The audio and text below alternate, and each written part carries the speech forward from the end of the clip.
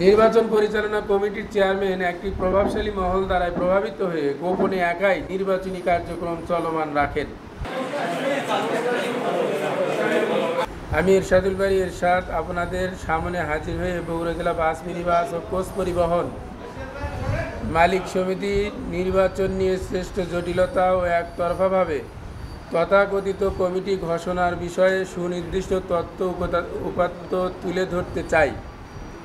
আমি বর্তমান বগুড়া জেলা বাস মিনিবাস কোচ পরিবহন মালিক সমিতির দায়িত্বপ্রাপ্ত সাধারণ সম্পাদক। সংগঠনের গঠনতন্ত্র অনুযায়ী নির্বাহী কমিটির সভায় সংগঠনের নির্বাচনের সিদ্ধান্ত গ্রহণ করা হয়। এই প্রেক্ষিতে বিভাগীয় শ্রম দপ্তর রাজশাহী এর পরিচালক কর্তৃক 12 মার্চ স্বাক্ষরিত চিঠিতে শ্রম বিধিমালা 2025-এর বিধান মোতাবেক নির্বাচন পরিচালনা কমিটি গঠন করে দেন। জনাব ফজলুর রহমান তালুকদারকে নির্বাচন পরিচালনা কমিটির চেয়ারম্যান ও জুয়েল হাসানকে সদস্য সচিব করে 5 সদস্যের নির্বাচন পরিচালনা কমিটিকে 30 দিনের মধ্যে গোপন ব্যালটের মাধ্যমে নির্বাচন সম্পন্ন করার জন্য বলয় দেন।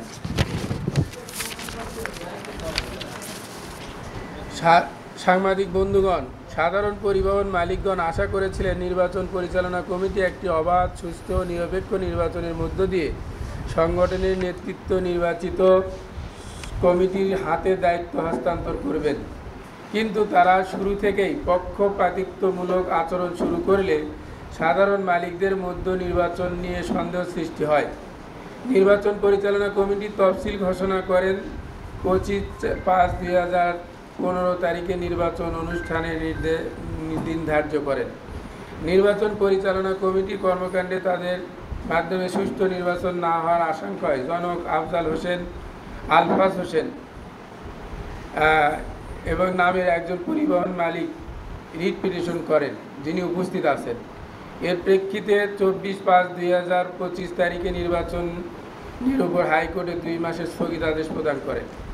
নির্বাচন পরিচালনা কমিটির চেয়ারম্যান একাই ব্যক্তিত্ব নিয়োগে উদ্যোগে হবে বিষয়টা কমিটির জন্য সদস্যদের জানিয়ে স্থগিতাদেশের বিরুদ্ধে আপিল করেন। গত 3/6/25 তারিখে আপিলের স্থগিতাদেশ প্রত্যাহার করা হয়। সাংবাদিক বন্ধুগণ, উচ্চ আদালতের নির্বাচনের উপর স্থগিতাদেশ প্রত্যাহার হওয়ার পর নিয়ম অনুযায়ী নতুন করে তফসিল ঘোষণা করে নির্বাচনের আয়োজন করার কথা। পূর্বের ঘোষিত তফসিল অনুযায়ী 20/5/2025 হতে 21/5/2025 হবে 25 তারিখ পর্যন্ত মনোনয়নপত্র বিতরণের তারিখ নির্ধারিত ছিল।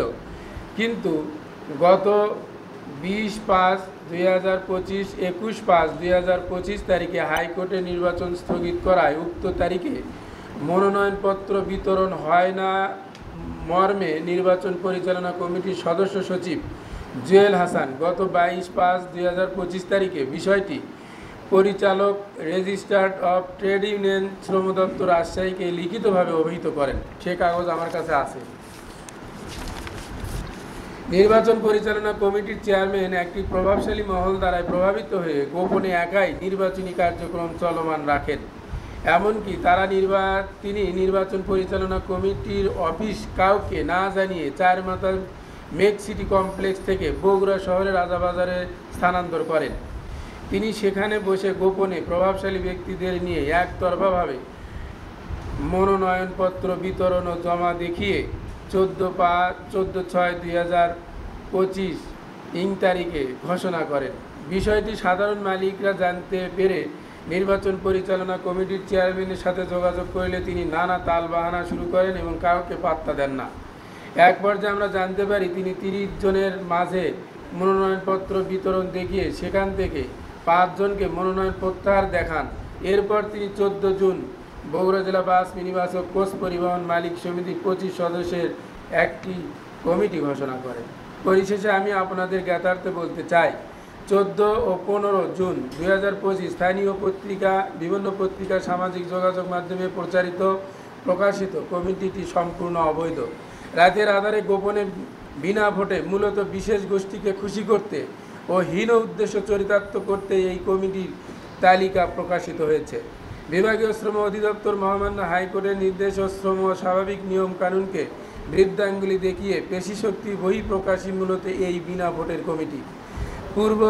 ইতিপূর্বে এমন নানাবিধ অনিয়ম অপকর্ম নিয়ে আপনাদের মাধ্যমে বগুড়া সহ দেশবাসীর নিকট উপস্থাপন করেছে।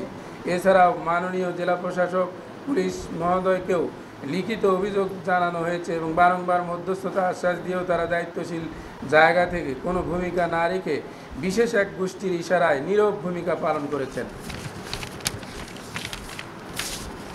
এমন তো অবস্থায় বগুড়া জেলা বাস মিনিবাস কোচ পরিবহন মালিক সমিতির ভিতরে মূলত চাপা ক্ষোভ বিরাজ করছে। সার্বিক এই অনিয়ম রোধে জাতির বিবেক হিসেবে গণ্য হওয়া সাংবাদিক ও সংবাদ মাধ্যম বাংলাদেশের আমাদের লিখনির মাধ্যমে এমন অনাচার অনিয়ম ও অরাজকতার তথ্য প্রকাশ করে বগুড়া জেলা বাস মিনিবাস কোচ পরিবহন মালিক সমিতি ঘোষিত অবৈধ বিনা ভোটের কমিটি তথ্য ষড়যন্ত্রকারীদের মুখোশ উন্মোচন করে বগুড়া তথা দেশবাসীর নিকট উপস্থাপন করে ব্যবসায়ীদের সংগঠনটি অচল অবস্থা নিরসনে ভূমিকা রাখার জোর দাবি জানাচ্ছি।